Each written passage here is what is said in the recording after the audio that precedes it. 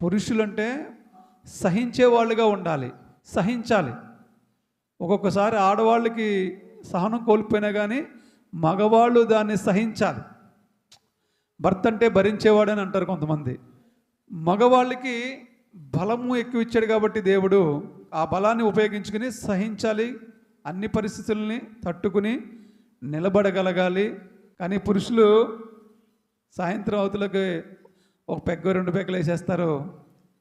ఇంకా తర్వాత ఇంక బీభత్సవం. ఇంకా వారు వన్ సైడ్ భరించడం లేదు, గిరించడం లేదు, ఏమీ లేదు. ఇంకా ఎటైనా పోవచ్చు, తుఫాను వాయుగుండం ఎటైనా మారచ్చు,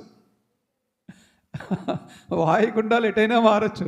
అది ఎటు మారదో చెప్పలేము. ఇంకా ద్రాక్షారసము ఎక్కిరింతల పాలు చేయను, మద్యము అల్లరి పుట్టించును, త్రాగుబోతులు దేవుని రాజ్యానికి అర్హులు కాదు.